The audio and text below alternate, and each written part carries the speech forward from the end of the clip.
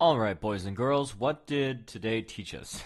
Today taught us you cannot be good at one thing anymore. You could be you could be exceptional at something and you could base your game around it. But you can't just be good at that one thing. You need to be good at everything. And that was very evident with both of the big fights. It was evident with Barboza versus Khabib, and it was good with it was the same thing with Holm versus Cyborg. You had brilliant fighters, excellent fighters, who 5 years ago would be champions, you know, and and in Holm case, I'm not sure how to say the plural of that. Her name is Holm, so I guess it'd be Holmes if you say Holmes. In Holm's case, she was the champion, but and women's MMA is kind of lagging behind men's because it took longer to get popular. It took longer to set up people, but it's catching up very very quickly, as evidenced by what you saw tonight. Um, Man, who do I want to start with? I'll start with Khabib versus Barboza. So Barboza started off the first round very strong for the first 30 seconds. For the first 30 seconds, I thought he had the a game plan, and then I'm like, oh, he's just throwing lead leg kicks, isn't he? No. First I was like, oh, he's just throwing leg kicks, isn't he? And I was like, oh, he's just throwing lead leg kicks, isn't he? And then I'm like, man, it doesn't look like he could really maintain that much distance just with the leg kicks and backing up. And then I was like, oh man, this isn't gonna go well for him.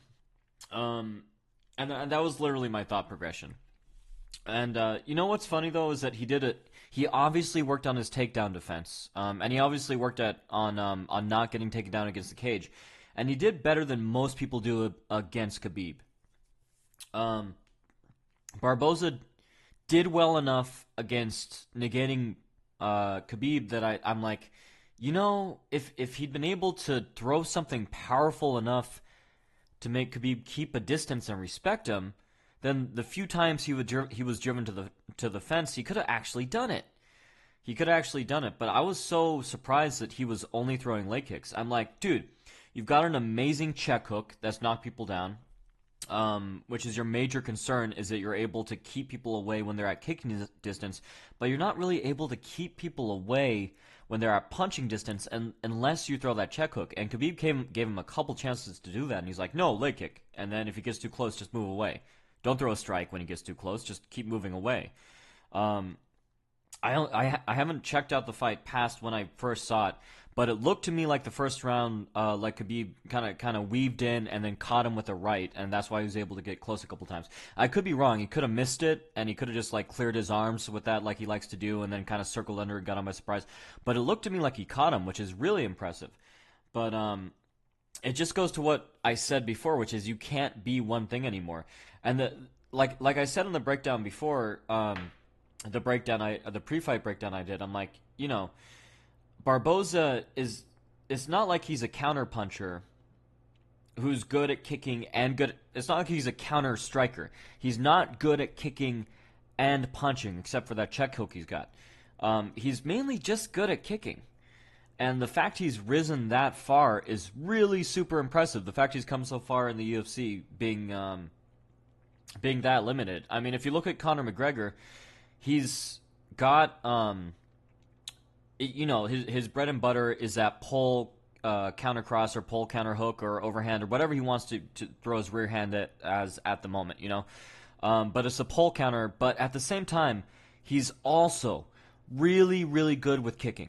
Really, really good. And he uses it, what's most important is that he uses it to supplement his punch. He'll use a rear leg round kick to get people, you know, to drive people away, and then he'll throw a spin back kick. And then people will be like, okay, I'm expecting a rear leg round kick. And then he'll throw a cross or whatever with his rear hand at the same distance that he just threw his round kick from. And instead of coming around, obviously it comes straight. So his kicks supplement his bread and butter move, you know, his specialty move, whatever you want to call it, the move that knocks people out. it supplements that, and his sideways stance. You know, he instead of like trying to sprawl with that sideways stance and turn and square up, he circles out and kind of turns people, maybe like puts his hand out. So everything, he's good at everything, and it works for his style, and it supplements his style. Whereas Barboza, man, it just doesn't. You know, he's got that check hook, which he didn't use. He's got a spin back kick, and that should keep his distance. But even when he counters with those short, tight punches, and he was getting Khabib with a lot of those at the beginning, or in the second round, I should say. You know, they don't do anything unless you follow them up with something. I thought that would work to his advantage this time if he could keep Khabib at a distance, but man, he just didn't. He didn't throw anything that was worth making anyone scared, and he didn't come at him with anything really. And once again, just like with the rest of the pressure fighters, that was his downfall. Just like every fighter who's really gotten in his face, and just like Ferguson, and you know, and Johnson, it's just everyone who figures out that if they just crowd him at punching range, you know, they could take him down and submit him. But it's not really even about submitting him; it's just getting too close to him. That's all it is.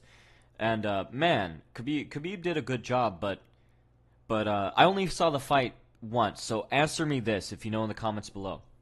It looked to me like he gassed, but I wasn't sure if Khabib. And here's why. Before you guys get like, what are you talking about? He won the fight. He had Barboza in several situations where he could have easily ended the fight, where Barboza didn't have enough energy in the, you know, didn't have enough gas in the tank to even block. There was a point where Barboza was like, I'm not blocking, I'm too tired. I'm going to let him hit me in the face and try to get up instead while he's hitting me in the face. And I could understand that for a second, for like a burst of energy, while you try to get to your feet. But this went on for like 30 seconds, and Khabib seemed to be too tired to put any power into his strikes. And he seemed to be too tired to try to get into a better position, and he seemed to be too tired to even throw more than like 5 punches in a 30-second time span. So answer me this, because I only saw it once. When Barboza did the spinning back kick in the second round, and then like kind of threw some in and out shots at Khabib, it looked to me like he caught him, but I couldn't see from the angle, and then they didn't do a replay.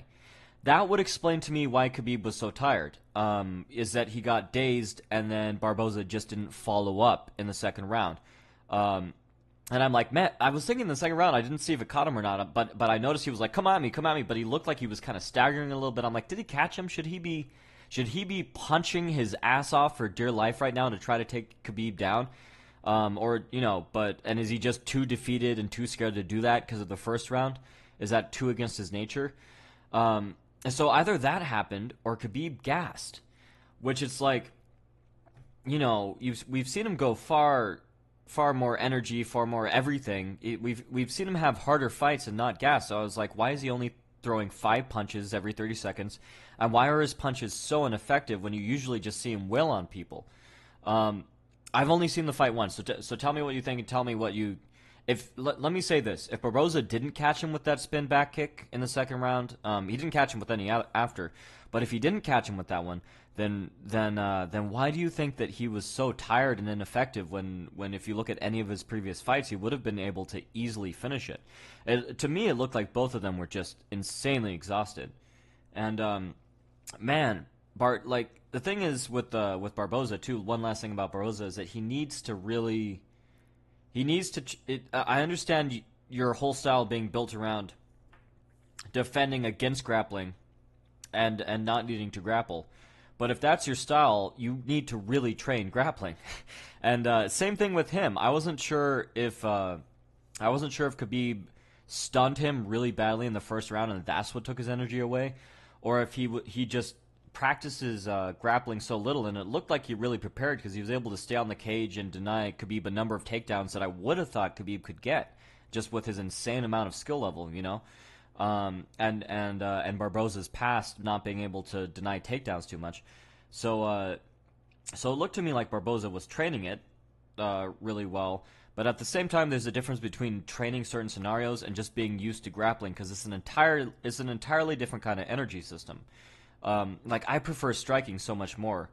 I could go I could go 5 to 10 rounds of boxing or kickboxing, and I could go 3 rounds of grappling, just because it's an entirely different kind of energy system, and I really like striking a lot more. So I stupidly practice it a lot more when I should really try to be practicing both. But I'm not preparing for a fucking fight, so who really cares?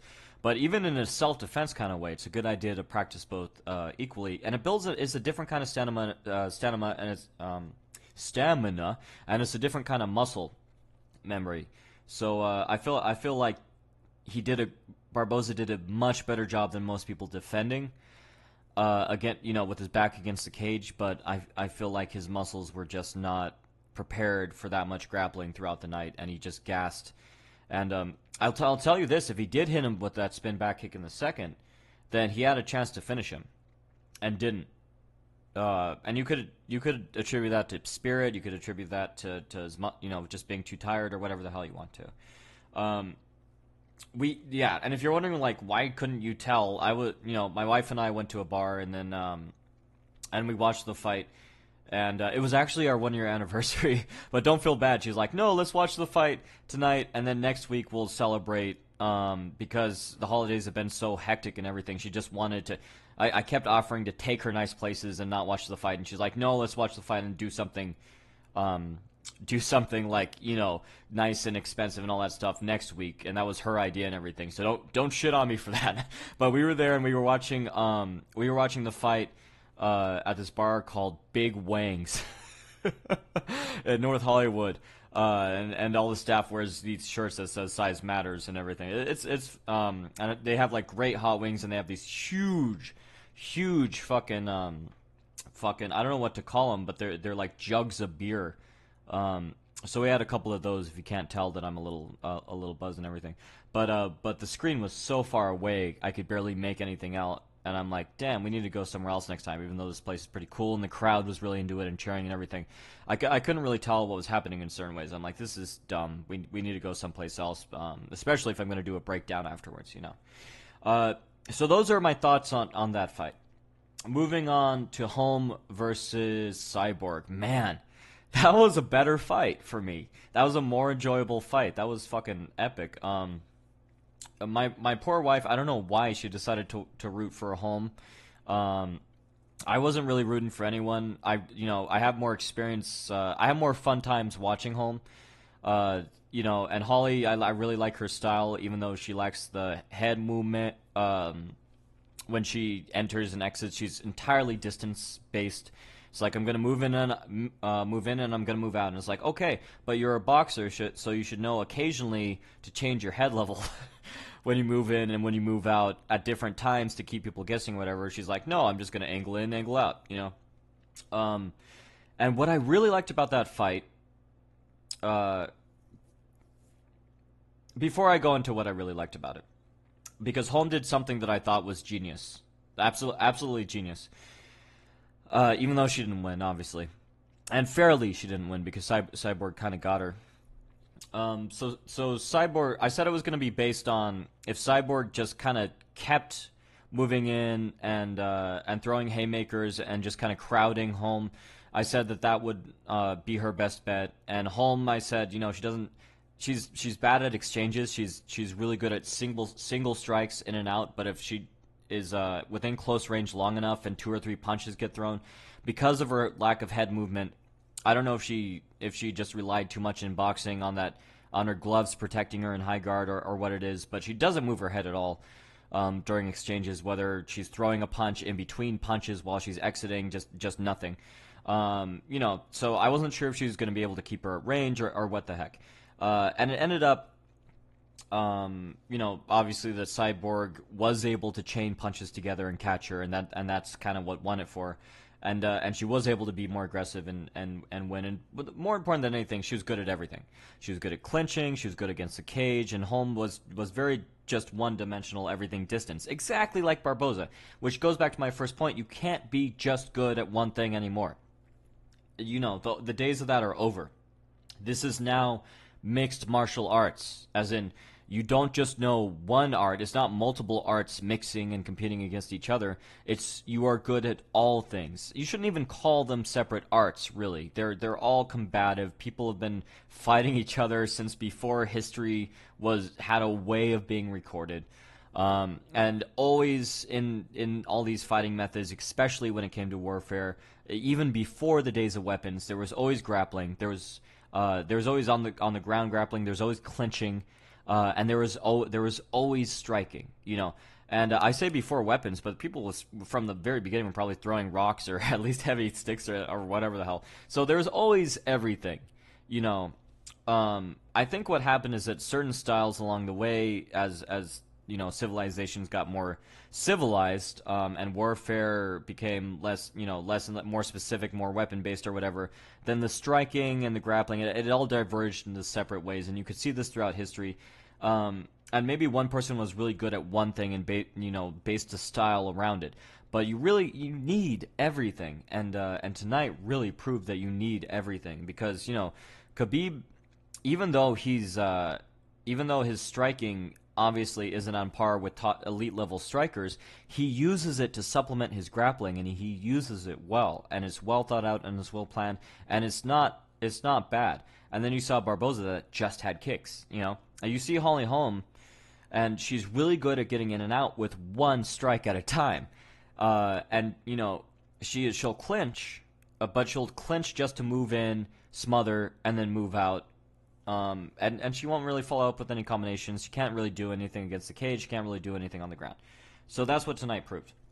But let me talk about what Holm did that I found really impressive, even though she lost. She did like a reverse rope-a-dope. You know, whereas Muhammad Ali would go to the cage, the rope, to tire out his opponents and let them wail. He really only did that with Foreman, but you know, he would go into the corner and let people kind of beat on him or whatever. Which, don't do that if you're listening and competing. Just don't. Think about how he ended up. You know, he had that championship spirit. He had that great chin. If he didn't have that great a chin, he would have had to adapt a little bit more. You know. But I'm not gonna get into all that. But that's just a sad story. Ali's like one of my biggest heroes, and I don't want to get sad. But Holm, what she did, the reverse rope-a-dope is what I'm going to call it, is she would come in and she would catch Cyborg with one strike, and then before Cyborg could counter, she would tie her up, and then she would drive Cyborg to the cage, but not for the purpose of doing anything. She wouldn't hit her from there. She wouldn't pin her against the cage. She wouldn't try to take her down. She was just taking a break. And she was letting Cyborg just struggle against her to try to wear her out. The problem with that is that it's women's MMA, you know, women don't get tired as easily as men. They have better cardio. They could go longer, and they don't have as big upper bodies. You know, they don't have as much, unless you're Cyborg. I'm just kidding. But even Cyborg doesn't have as big a upper body. So you're not gonna really wear a woman out with that kind of technique, unless she's like very, very fat or very, very obese. You know, in which case she's probably gonna tire out anyways and not be able to catch you. So you know, that isn't even important. So I feel like she was either doing that to try to tire out Cyborg, or she was just conserving energy for her in and out power strikes or whatever, or maybe both.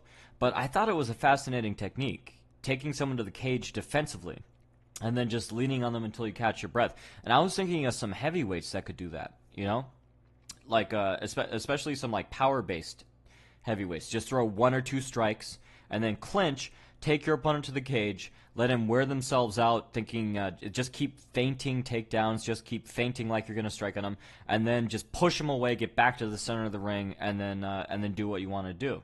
It's so opposite of the normal kind of way, like that Barboza does, you know, where you just one or two strikes and then circle away, and then if you get caught out the cage, then you just work your way out of it. It's kind of preemptively ending up at the cage instead of backing around, because if you circle, you're going to get caught eventually. If you just keep circling, you're probably going to get caught at the cage. Eventually, you're going to get backed up. Someone's going to cut you off. Unless you can inspire fear, which, once again, is what Barboza didn't do, and didn't use his check hook and didn't use his spin back hook. I still don't understand. I also don't understand why he doesn't like teep or leg kick or any of that kind of thing. But sometimes fighters just are so hell-bent on the one or two things that they like to do, and that's what they like to do. And, you know, no amount of coaching is going to bring them around another way. And then sometimes it's like fighters have amazing physical potential, and then their coaches just don't teach them anything different. You know, the coach just gets lucky, he's a new coach or whatever, and he rides that person to the top and doesn't understand when they, you know, face adversity, what to tell them, you know? TJ, you know, he gets knocked out, not knocked out, but he gets knocked down at the end of the first round. He goes into the corner wondering, like, you know, would that have been the end? And then what does his coach tell him? What does he tell him? He says, you don't need to set it up with this guy. You don't even need to. Just throw your strikes. Like, holy shit, look at that level of confidence my coach has in me. What does he do? Goes out, knocks Cody down, knocks him out, pounds him on the ground, just like, oh my God, catches him with a kick, enters, catches him with that cross, and it's like sometimes either athletes have the physical ability and not the coaching. Sometimes they have the coaching and they just won't listen and don't want to change. And but here's the thing: is that just to kind of close this off with my beginning point, you cannot be good at only one thing anymore. You could be excellent at something, at one thing, but you need to be good, really good at everything else. You can't be excellent at one thing and then average at everything else anymore. You could specialize. Like, I'm not saying Khabib doesn't specialize. He's obviously a grappler. But you really, really need to be good at everything nowadays, which is awesome. If I want to watch just a grappling match, I'll watch just a grappling match. If I want to watch kickboxing, I'll just watch kickboxing. If I want to watch boxing, I'll just watch boxing. And you know what? I love watching all of those things. But if I'm watching MMA, I want to watch people that are good at everything and can blend it together, you know? So I'm really happy the sport is evolving this way. I'm really sad for some of the people who could have been champion even like 2 or 3 years ago. I'm really, you know, just that missed potential. I'm really sad for these people that were great at their individual sports and can't make it anymore. I'm sad for, don't get me wrong, I'm sad for what could have been. But I'm excited for the future where you get to see people like Mighty Mouse or Dillashaw or Cruz and all these people just or DC just blending everything together and making it flow, and I'm happy for that too. So yeah, I think that ends this one off. I think that went a little long anyways. So enjoy your night, guys, and Happy New Year's. Hope you're having a great night, and happy training.